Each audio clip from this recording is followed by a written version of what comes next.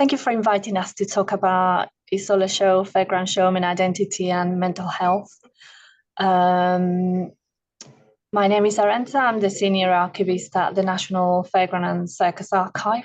Just going to give you a brief introduction. I know these talks are very kind of light-hearted, and what you want is that kind of questions session and kind of more participatory type of event rather than us talking all the time at you. Is the second project I've worked on that specifically focused on giving external partners a voice in the archive. It represents a very different way of working, which departs from the traditional curatorial voice and is guided by principles of decolonization, representation and inclusion in the archive. In the case of Isola show, the whole project is based around the Fairground Showmen telling their own stories, and Sheldon has been instrumental to achieve this. This way of working, like you've mentioned, rethinks the role of the archivist as an enabler and external partners as the main project lead. And this is important because we want to encourage our communities to occupy the space of the archive and empower them to use it. And this is also affecting our collecting practices, which are being informed from the outside in, and ensuring the archive reflects its social, political and intellectual environment, and it remains relevant to its audiences, really, which is really important. Our relationship with our users and donors has also become more reciprocal, I think, because we are not trying to take intellectual control over their archives, but rather bring the messages across and bringing their voices into the archive. Next slide, please. In recent years, we've expanded the outreach work that we do and have connected with audiences we never thought about before, because we work in partnerships, in very kind of active partnerships.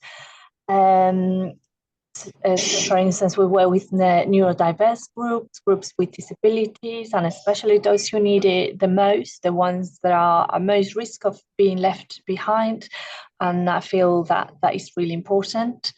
We have worked with children with autism, young adults coming out of the care system, people suffering from mental health illness, young people from the postcodes and others who are challenging the norm of gender, race, ability and identity, as well, of course, as having to work with our more traditional audiences. And this is important because archives can play a significant role on the health and vibrancy of the communities, combating inequality and discrimination. And I feel a moral responsibility to do this, really.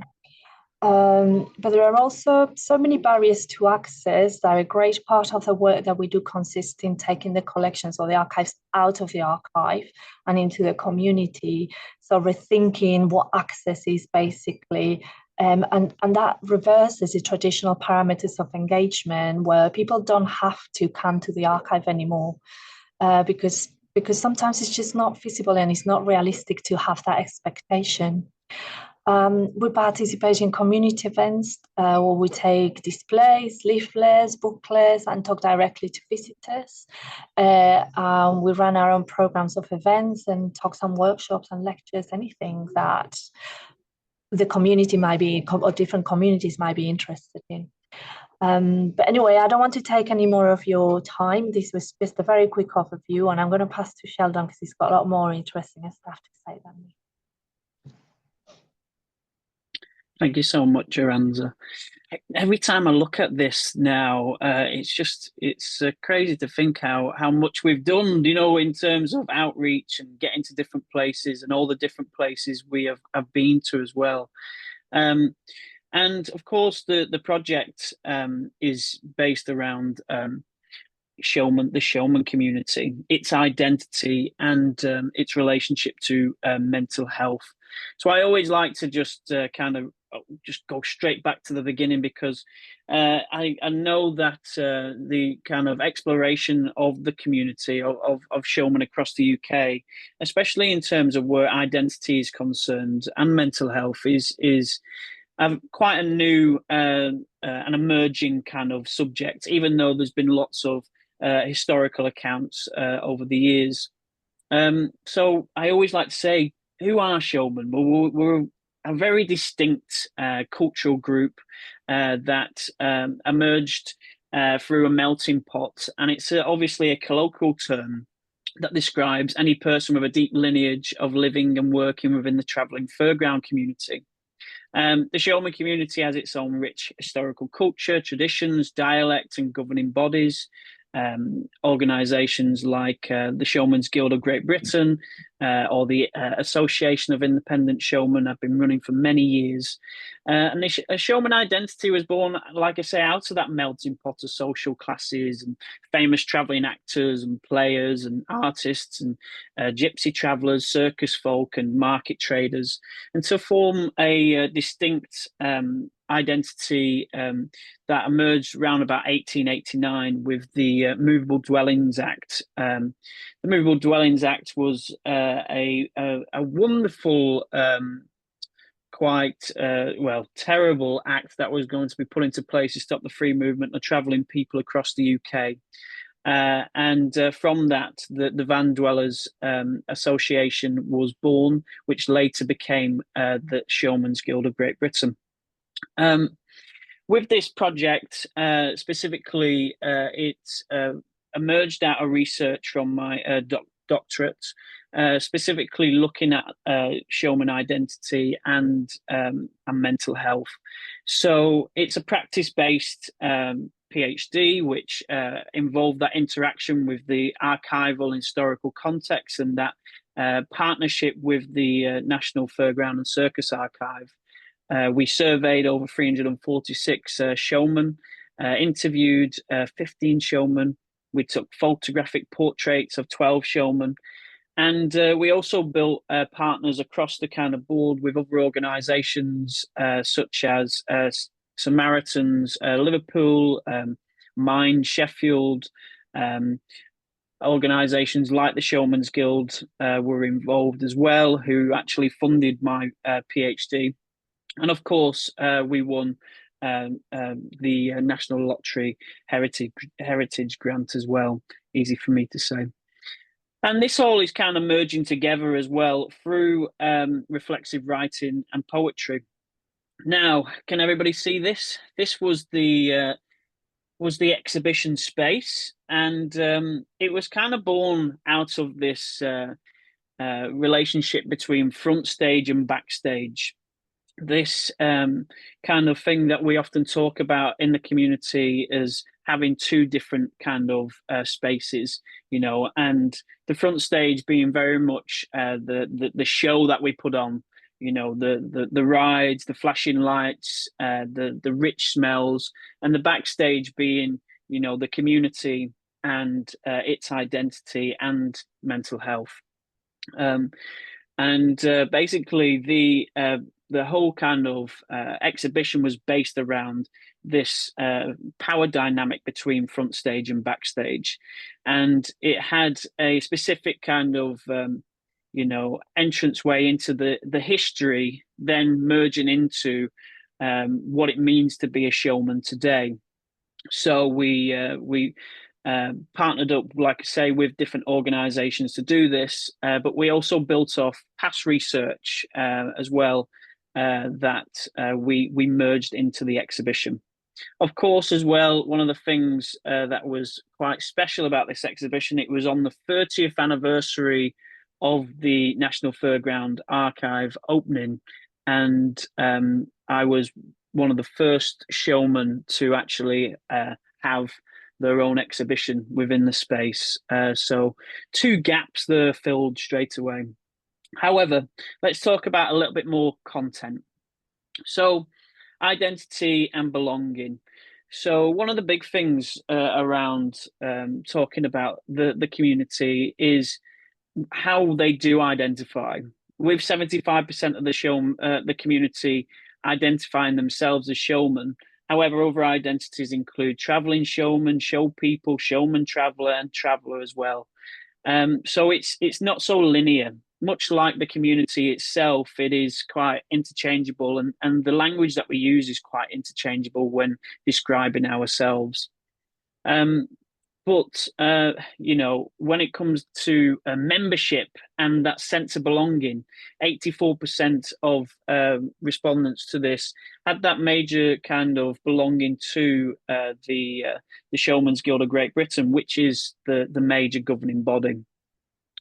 When we're talking about the community as well, I think that it's really important why this research is going to aim to break stigma is because 85% of the community have been discriminated against from being from the showman community, which is quite difficult. And, I remember growing up and, especially in early school, memories being called, dirty and scruffy alongside your name, which is absolutely hilarious when I think about it now, because everything is bleached, everything has two different cloths, and like the cleanliness of the community is quite high on priority lists. But one of the things that we really needed to kind of explore is the way that we access services, healthcare services, mental health support. And 55% of the community think that there are cultural barriers to mental health support for the community.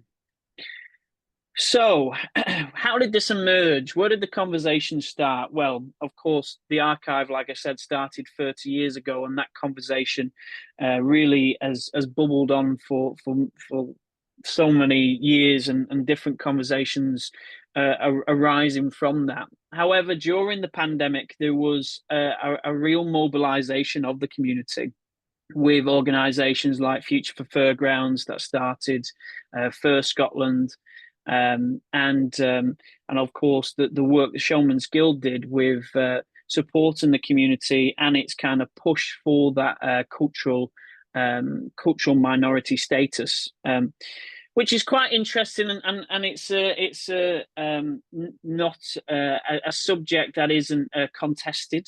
I think it's really interesting in terms of our own understanding of our identity. Of course, here in Scotland, where I am today, showman was on the national census to mark as a tick box, and it had its own kind of label. But in the UK, in England and Wales, for the first time, you was able to actually identify as not only an occupation but as an identity for showman. So it's really interesting as well geographically, the understanding of our cultural heritage as well. I think there is a large proportion of showmen in Glasgow, which is around 6,000, but throughout England and Wales, there's thousands of showmen, all working up and down the country. So with this mobilisation, I founded the Showman's Mental Health Awareness Charity, and I have been supporting community members for the last 4 years. With having 200 referrals to our service, and we've paid for therapy and counselling for members of the community. But just looking at some statistics here as well, the reason a lot of this mobilisation happened is because we was falling a little bit through the cracks in terms of support. With 71% of show people stopped work, 66% of them said it had a negative impact on them financially, as well. But I always like bringing it back to the community. So it's a big thing. Like, we can talk about statistics, we can talk about historical context, but the community is the driving force, and it's also the driving force of this partnership between the National Fairground Archive and my doctorate, because it was led by community members. Their voice led the exhibition, and of course, images as well. just kind of finally talk a little bit about the mental health statistics. So this is the first nationwide mental health statistics for the community. And like I described a moment ago, 85% of the community believe that they have been discriminated against from being from the community. This now, 89% shows the effect of that on anxious and negative feelings, with 74% of the community suffering from a form of poor mental health.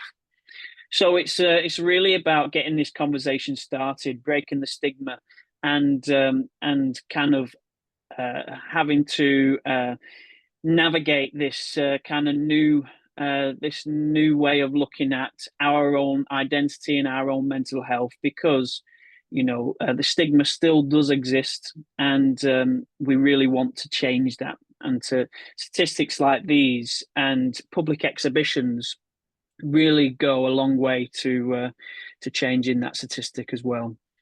And how do we know this? Because we got feedback, and we got community members who have been to the exhibition and non-community members that have been to the exhibition.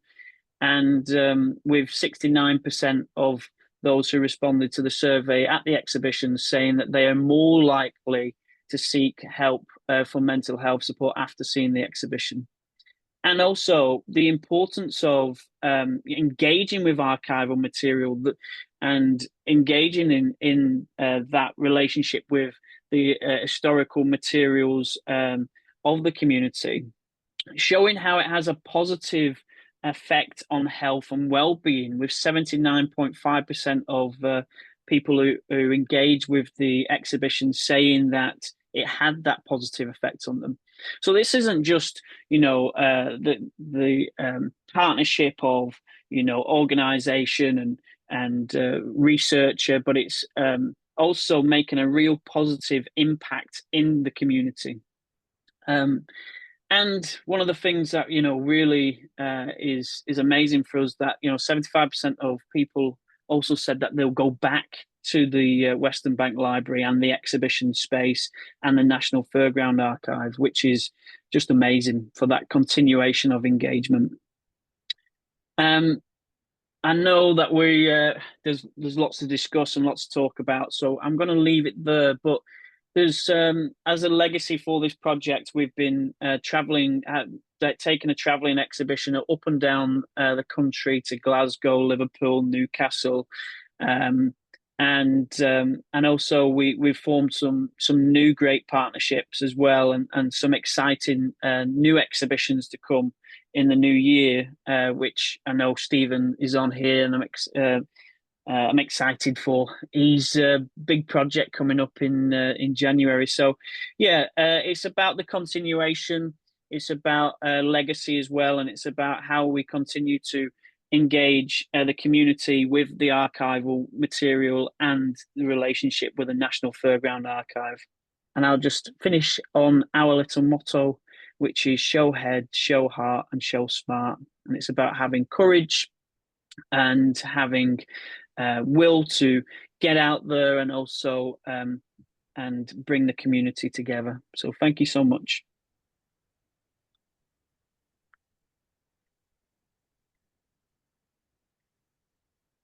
Thanks so much for that really amazing canter through what must have been quite a large body of research. A lot of thought went into the processes, went into the exhibition, but also into all of the work that you've been doing. I'd like to throw the virtual floor open to anyone if they have any questions for colleagues here. Then yeah, I can see Guy's got his hand up. Guy. Thanks very much. Thanks both. That was really fascinating. Oh, sorry, I'm head of archives at the Museum of English Rural Life in Reading. That was really fascinating. I was just wondering whether there were particular parts of the archive or aspects of the archive that had a strongest appeal. Was it things that people had personal connection to or family connection to? Were there any patterns that you were kind of noticing out of that? I think if I'm just thinking about not only just the exhibition being up for 6 months like it was, but the project. So we actually brought 2 trips of showmen separate to like the exhibition launching and stuff like that to the exhibition, and I can just see his face now. Basically, we went as a group to the exhibition for one of these days, and when the archival photos came out, and there were images of past relatives that they'd never seen before, and that had they'd only heard through myth, that these things existed. There was some real nice moments of connection there. And specifically, I'm thinking about my actual father-in-law who came, and he saw his granddad and his granddad's circus, and he was overwhelmed with just like, look, and he showed the full group of who was in the pictures, and this is what they did. But not only that, it was exciting to also learn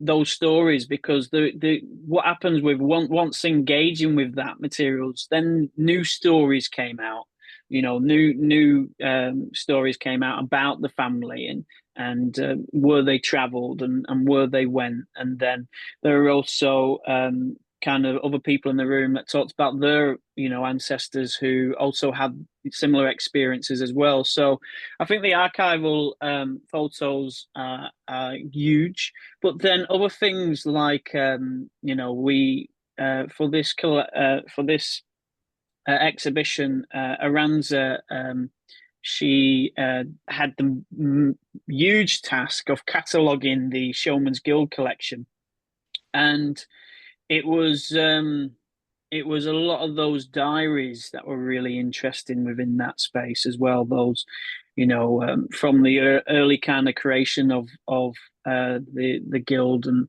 how that kind of emerged, and you could see the patterns throughout the years of the different bills that they had to fight, which were really interesting. And there was different community members that went through those as well. So there's just a couple. What about you? What about yourself, Arantza? What do you think?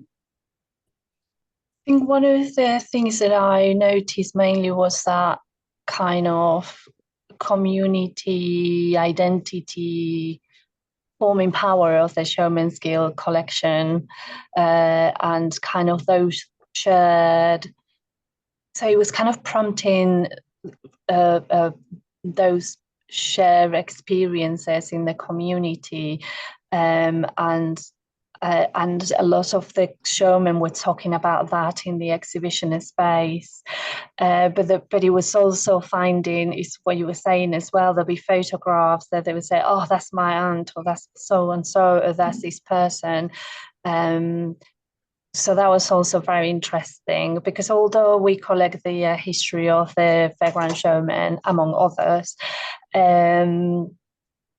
it's not very often that the showmen have, I think, the opportunity or the luxury to take time off and gather together in a kind of a community event, or come to the archive. A lot of them, we know, kind of physically very accessible, because they based all over the country. So I think that kind of created a feeling of kind of bringing them together, and a lot of them talk about pride, and talk about identity, and about that feeling of community. So I thought that was really nice. Thank you. That was really, really inspirational. Thank you. Thank you, Guy. Angus. Yeah, hi. Sheldon, I'm not a great expert on triggers for mental health problems, but I imagine that perhaps in this context, it might be a lack of recognition that showmen are a distinct cultural group. I don't know if you're aware that you're sure you are, that this country finally chose quite recently to adopt the UNESCO Intangible Cultural Heritage Convention. Are you planning on applying, once it's fully adopted after the consultation stage, for showmen to be included in that? I think there are lots of talks on that across the community, really, in terms of applying for also different spaces that could get that kind of recognition, because there are some massive furs that have been going for 700-800 years that have been chartered by past monarchies, and that continue today, including Nottingham and King's Lynn, and of course there's the largest street fair in Europe in Kirkcaldy, which is in Fife. I think it's a massive conversation that showmen are really interested in, and I think it's now that really important time to recognise that intangible cultural heritage. So in short, yes, 110%. I know that there's been many conversations and many organisations that have been trying to push for the community in kind of getting more recognition this way through UNESCO. But I think that it'll probably be an ongoing thing over the next, it's probably 10 years that showmen will be trying to get that recognition for specific sites as well. So yeah, I think it's really great to kind of to think that this has been adopted as well. I think that's one of the things that is surprising, that it's took quite a while, for this to be adopted, because across Europe, showmen have a lot more rights as well than we do in the UK. And the furs have a lot more rights as well. So it's really it's an amazing thing, in short. So why can you help? Can you help by any chance? No, I only, down in the New Forest here, we all, Yeah. well, 2 or 3 organisations contributed to the consultation to try to make sure that the framework, when it was adopted by this country, would allow. There's a group, a very important group here in the New Forest called the Commoners, whose old pastoral ways of managing the New Forest are the main reason why the New Forest looks the way it is and has such biodiversity. So we got in at an early stage to try and make sure that the criteria would effectively have the way paved for us to make an application once the consultation stage is over. I don't suppose you had an opportunity like we did to get involved at that early stage, but I'm sure that the wording and the parameters that get adopted will enable you to have a go at it. And I just think that, where you might need, effectively not quite legislative protection, but protection for the showman way of life and what you do, but also the opportunity to apply for grants to help you with things, will be really improved if you can get that status. So really recommend you go after it. Definitely. And I think there has been consultations, and I know organisations like First Scotland and the Showman's Guild have been involved in those. But I think there's been a little bit of a, I think it's definitely something that needs to kind of get across the line, and with all these things, isn't it? It's time to build the case and to iron out those kind of kinks and creases, but there are some, there's, I think, the wealth of knowledge, which is really important to get things like this, for the community, is stationed at the National Fairground and Circus Archive as well. So, it's really important to have that, and hopefully my PhD with having more academic material, because I know that there are some really good PhDs on the community as well, and the importance of that cultural heritage. So yeah, it's a really interesting time when it comes down to that as well, and yeah, maybe we can learn a few things from you guys. So. Absolutely, share experiences. George. Oh, we're on mute. Sorry, George.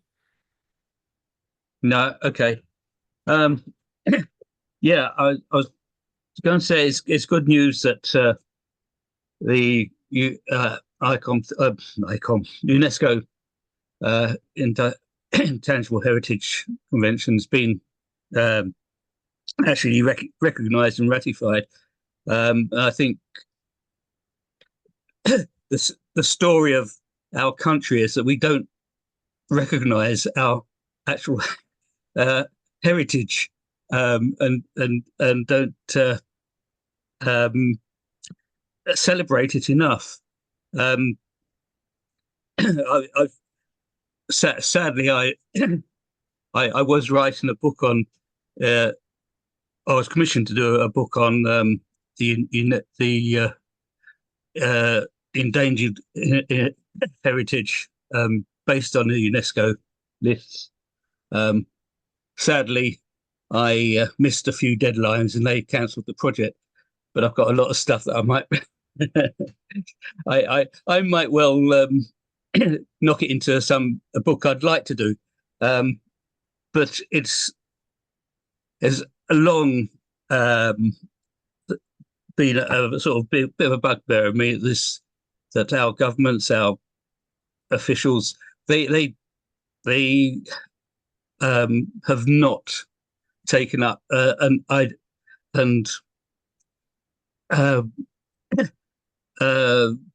pushed our own industrial heritage, and we see that in the museums. In that, for example, Skansen, that was about 1891 in Sweden, and they're presenting a heritage in Sweden through the open air museum.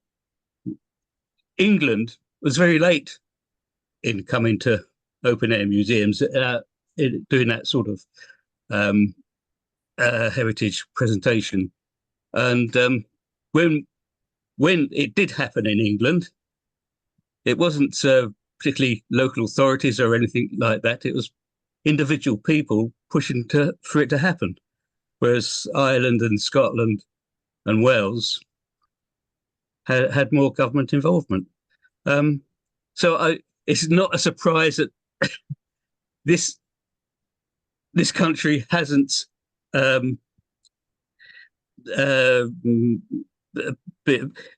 pushed this in heritage, and it's in fact a little bit of a surprise that they've actually got round to ratifying the convention. We'll take it as a positive then. Yeah. But yeah, I think does the Fairground Heritage Trust still, or do they work with you much at Sheffield? So, I mean, we've worked together in the past while they were still up and running, mainly on loan, sometimes sharing some information. We did get a big transfer of archive from the Savages Fairground manufacturing company to us, which was very important. And I mean, you know, this is kind of our circle, I think, is not very big, so we kind of have maintained those relationships with several of them, and we have in fact collections that have been created by some of the people who've been involved in the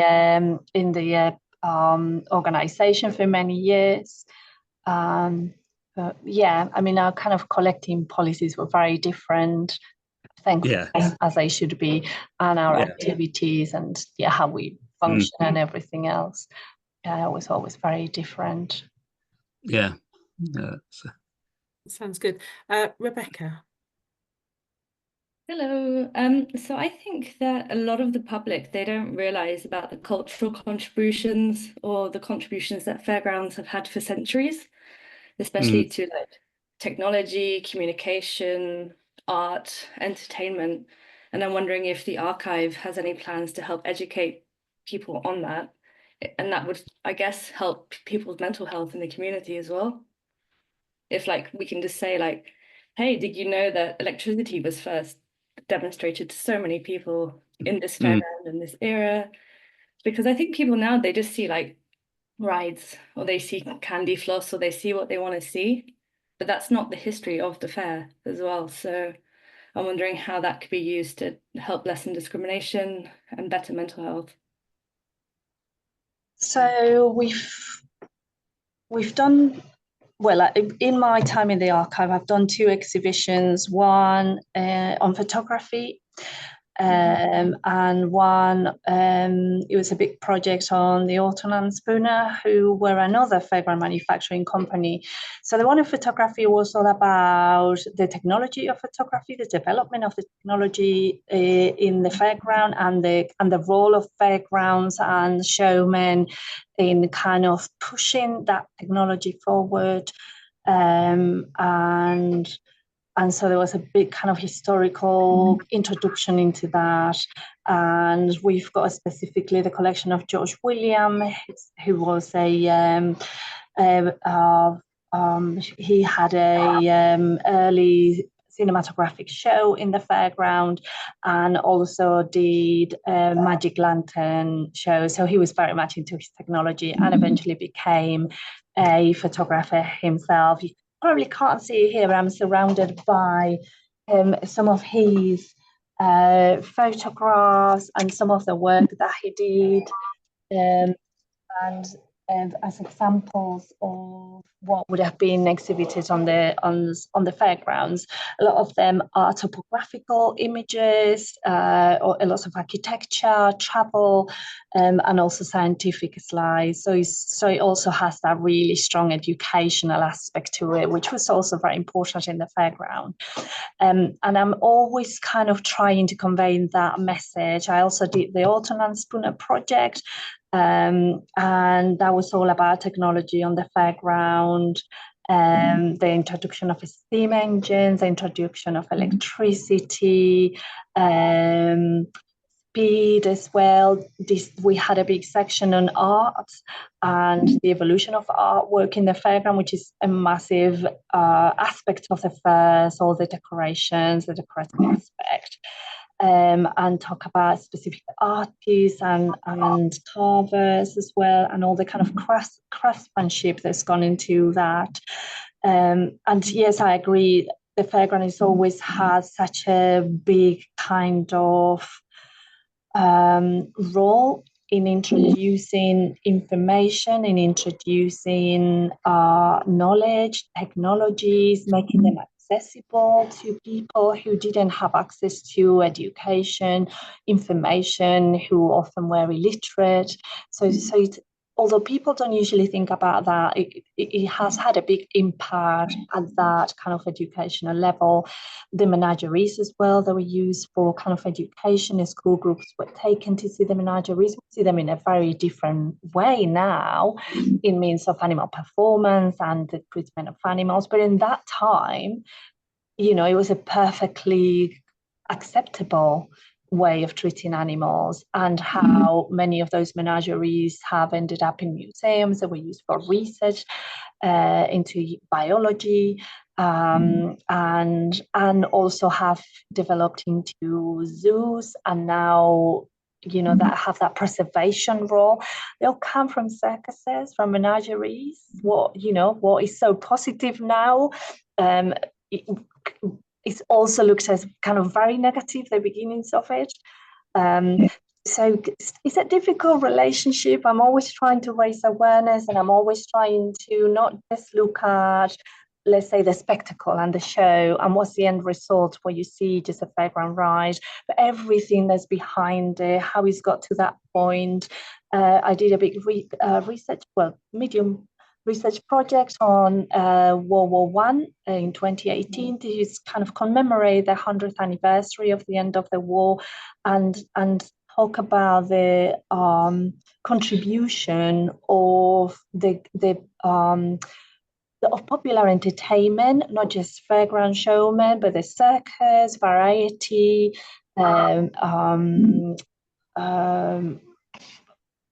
seaside entertainment, and how they contributed to the war efforts, as well as soldiers, as animal trainers, and in the factories, and also keeping the morale up, raising funds through propaganda. Even about the showman's war as well. I think a lot of people, they don't realize that showmen kept the morale up at home in the Second World War. And I don't know, I just think that if that was, all of these things were spoken about more, not always in museum context, but generally, I think it would impact the community in such a positive way. I think one of the things that would be really interesting about that as well, Rebecca, is developing, maybe like we've done with this this exhibition, is something that travels alongside fairs, or travels alongside you know, the community, to also kind of reaffirm that, you know, that cultural heritage, I think, and also could be public facing. So it's something that, you know, especially, you know, when we're talking about early cinema as well, and of course the boxing booths, and there's all different you know, kind of aspects that you know, and I know the archive I've explored multiple, but there's still, you know, of course there's still lots of gaps as well, and lots of stuff to be done. So maybe it's another project for the future, you know, as well. So I think there's lots of you know, there's lots of stuff that we could continue to explore, isn't there? And also, I think one of the big things for me is not only just myself and the archive, but inspiring young people from the community to you know, take control of that cultural heritage as well, and for them to be involved in whatever that looks like in the future as well. And I'm always about you know, how do we decolonize this practice as well, and make it, you know, led by the community. So I think it's really it's exciting. It's an exciting time, I think. Fantastic. Does anyone have any more questions that they'd like to raise? If not, I think that might be the perfect note on which to end today's session. That enthusiasm, that excitement for all those other opportunities and possibilities to take forward. So we wish you all the best of luck with your touring exhibition and everything that that holds in store for the archive as well. And a huge thank you to you both for joining us today, and thank you everyone for giving up your afternoon to come along and listen and contribute to today's discussions. And yeah, look forward to seeing you at another Chewing the Cud from the Royal Museums Network next year. Thank you all. Thank you.